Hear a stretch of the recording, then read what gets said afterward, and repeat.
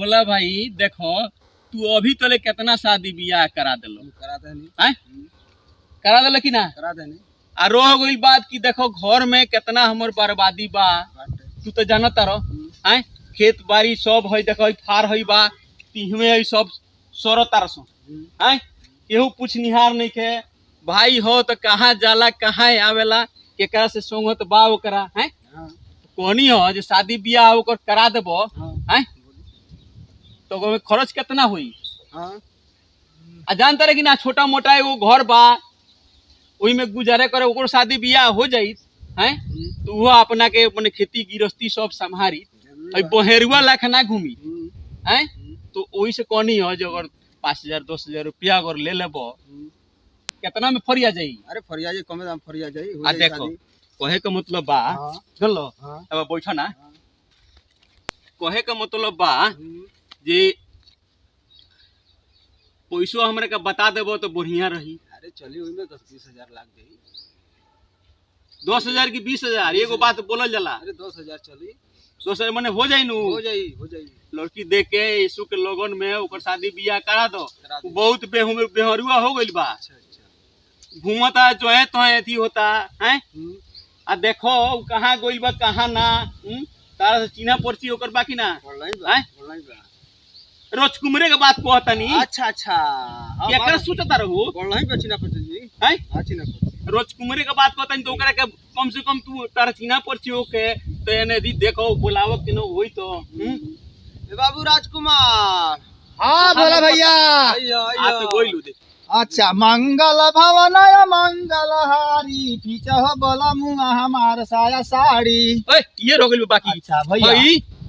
भैया खेत में काम करे वाला आदमी के ऐसा रही। एगो बात कहा अब हमरो शादी करे वाला उम्र हो गइल बा आ चाहता नहीं हम जो है घर घड़ारी जितना बा सब केहू के दिया जाए आ शादी करके रोड पर एगो छोटा यही खातिर मैं तोरा खाता में हम पैसा भेजो नहीं तो सब माने बना देली सब निमने कोली इतना जमीन किन दनी जोतवा के सब हैंगवा देल बानी है देखा रूनी के बागवानी सतालू के बागवानी जामुन के बागवानी ई केकरा खातिर सब कहनी तोहार मेहरारू बड़ी तू बड़ा तहार लइका बड़ा हमरा के बा तो हम घर जाइबे ना करनी जल्दी जानते बा चश्मा लगा के जो है तहे घूमल चलबो का कइल जाए ए बड़ा लगन चार चढ़ाई किलो लखा लगन चार चढ़ाई बा तबे न बियाह होई हैं कहूना देखिया से हां ये घरी के लइका साफ लजा तुम को सुन अब देखे के सीना तान के केंगो बतिया होता ये बार दूधा पर मारी तो कैसन लोग कोई हमरा के आधुनिक युग आ गई जमाना बदल गई हैं फैशन बदल गई फैशन के जमाना में पैसा पॉकेट में होके या ना होके लेकिन फैशन चाहिए ठीक बा सुन परदेसी भैया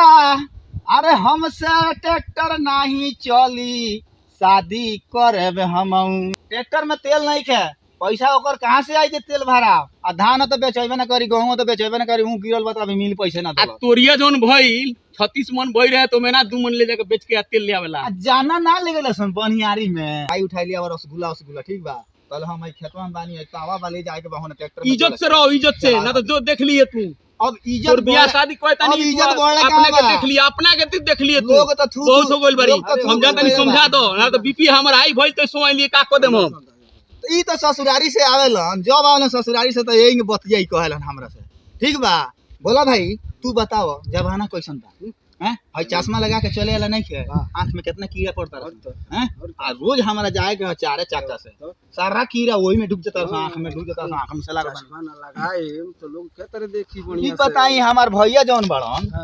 खाली भौजी के चक्कर में ई ना एगो सारिन रहे तो हम कहने कि ओकरा से हो जाई भौजी भैया से ना कहीं तो कहत रहा एक घर में 2 आदमी रह झगड़ा लग जाई हां अरे ई जितना सुख उठा ले बड़े हमरा से उतना कोनो भाई से ना उठाइए गांव में केकर भाई बा हो जौन की भाई या भौजाई के करता हैं हई देखता है ई गइलन जइया पंजाब ओही बार ई गाछ लगानी हो आई साल भर में देखा कितना कितना के हो गइल जितना पैसा भेजला बड़ा हई जमीन 10 बीघा जमीन कीन दनी हैं इनके बाल बच्चा के सुख होई हैं इनके मेहरारू बड़ी तो सारा तोरी बेच देता रही अब चलता नहीं हम खेत और अब भैया हमारा आओ तरह भले 10,000 रुपया देता ना कहा 2,000 में हम मौरी दिन करा के ठीक है चाप लेकिन लड़की अच्छा हो गया अब खानदानी खो गया ए बोला भाई अरे हने सुन है ना कहानी है भैया कितना घूस देते रहो 2,000 रुपया देता है तो एगो कार करो 2,000 हम देता नहीं आ तू खूब बढ़िया खा पी ल आ नहा धोआ के साइकिल ले ल हाँ आ चल जा उ लड़की के देख के आओ जे कैसन बिया ठीक आ ऐसन करियो कि वो लोग के दिन पाका दे दिया ऐसे कि भैया हमार सूर्याइल बड़ा आ भौजियो को मने दबाव बा कि अब यही लगन में जल्दी कर दे के शादी बियाह ठीक बा आ वो लोग के ले आवे के बा तो इतना खर्चा कर देवे के बा कि गांव वाला भी देखे लो तो कहे लो कि हाँ खर्चा कइले बड़ा सन अब की ये न लास्ट एगो हमार शादी बा ठीक बा, ठीक। हमरो भैया एगो बाड़न हाँ। तो वो भैयो के मने धूमधाम बा कि छोट भाई के बियाह शादी होई तो सारा दोस्त ओकर बड़ा सन सब कोनो के बोला के कपड़ा लाता दियाई आ उ पहुना लोग के ए हंगा मछरी आ मीट खिया देवे के बा कि उ लो छेड़ मारे ई बात और एकरा के हम समझा देनी सारा तीसी बेच के तूरी बेच के ये दी कोई लोग हैं पैसा घूस देता लुटावता पिटावता ई सुधरी कि ना सुधरी हैं सजे भी आओ ये सब हैं? सारा हम धोइल रहनी हो उतने हरी में सब भबका के सब बेच के देखनी सब छिटाई रहल हमको नहीं हैं हमनी के बात विचार कोनी हो सो तो ई घूस बाटत फिरता हैं चली छोड़ दी कह दो जे सुधर जाओ ना तो हम सुधार देम ओकरा के हाँ खेत बाड़ी सब बिलाता सा ई दूगो लड़का बा सब डहरी में लगा घूमता रहा हाँ ई कहाँ गइल बड़ा सा रे दादाजी मायने दुख खबर सब एकरा कहाँ चीज भइल तो गो? पापा या तो चाचा रे ससुरारी हैं ससुरारी ये ससुरारी गइला से ही गुजारा होई तो मारत काहे बारा हमरा के मारे का खींच के बड़ी तो मारम ना हई माल जाल बड़ा सा मरता सा ई के खियाई जाके घास काट के लिया हम कहाँ से लियाई अब जो खेत में बाड़ा से घास जाके काट के लिया किया हाँ मरा से माल जाल दुआरी पर पोस गए माल जाल को तो मुँह मारा में- सा ना हाँ? तू दोनों जाना गइल बार लोगन ससुरारी बताओ हम का करी तो वो ये खुद ससुरारी गइला से काम चली ये गोड़ा आवता तो ये गोड़ा ना ये गोड़ा आवता तो ये गोड़ा ना एक जना जाता हाँ? हम तो एक जना ना एक जना तो पता चलता ससुरारी नहीं हम ई सब खेत उत बेच के हम नीरा काल होके जाके केनहू बढ़ जाए तो हाँ का बेच होई दो। खेती से हम अकेले मरम नानू कमाए में अकेले आ खइबो सब 10 गोड़ा 20 गोड़ा बैठ के हैं तो ये अकेले तू ये कमाता रहो वो लोग का बुलावा हाँ तो बुलाओ तो कहाँ बड़ा सा फोन लगा तो ओकरा लगा चाचा लाओ लगे सब मोबाइल खेत कहाँ बेच बा मोबाइल हमरा के जाला बारा किन के तू तारा लगे मोबाइल बा तो बुलाओ ना ओकरा के चाचा कहाँ बड़ा ओ उ? चाचा हां का रे सुतो तो नहीं तू तोरे कहाँ मारत रहा हमरा नींद दोनों जना मारत रहो लोगिन तनी अरे हम- एकरा लगाई त ई मारत रहो तारा के बुलावत नहीं तो सुन। तू मारत रहो 5 बजे भोर में हनी है तो हमरा सूते के ना चाहिए कहां गई रहो अरे हमरा सास के ऑपरेशन रहला हम्म ओमे गई रहनी है हम्म कहनी यही जा हम बाबूजी के कि जाके तू ओतन भेंट कर आवा आ तनी देख लियो ऑपरेशन हो तो जाए हमरा के मारत रहनी तो हम ना जाई आ माल जाल के खिया होता हां मा दादा का उपासे बड़ा सन तू पासे कोई दिन से रहत है तो निको अस्थिर घरे रहते नहीं कटो ठीक बा जितना तो घास घर हम सब आलू गनी हम खेत बाड़ी बेच के हम चल जाते कहीं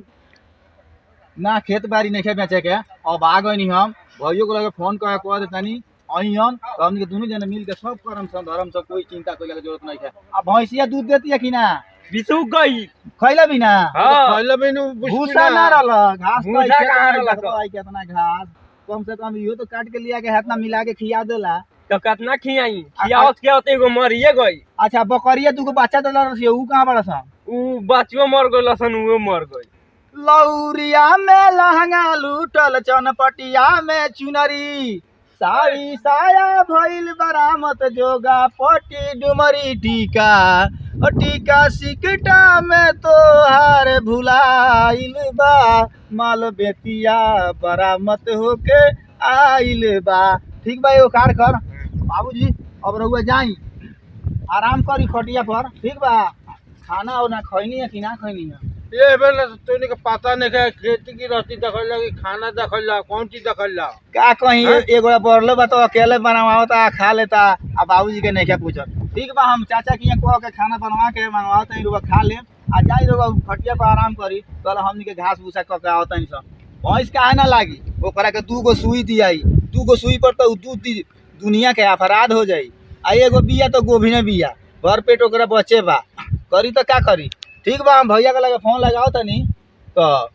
बुला ले तनी सब कुछ हो जाई घबराइल नानू जाला खेत बाड़ी है बरा केहू के पासे नहीं चल किनला से अब बेचा जाई तो हमनी के कहां जाम सब हैं तू के कारे वो बा तब खेत बाड़ी ना बेचल अब हुआ सुन चल चलो आ घास भूसा ले आई जा हाँ आ तोर बाप पापा आओ तरन तो हम समझा के उनका से कह देतनी भैया लगन हमनी के अगर कॉमेडी बढ़िया लागी तो ओकरा के लाल बटन दाब के सब्सक्राइब कर देवे के। हाँ भैया और भाभी देखो लगी के पसंद हमनी के वीडियो आवे तो रहुआ लगी सब्सक्राइब करम लगा लाल बटन दबा के अल्लाह लाइक कर देवे के। हाँ लाइक कर दहल जाई। जय हिंद जय भारत।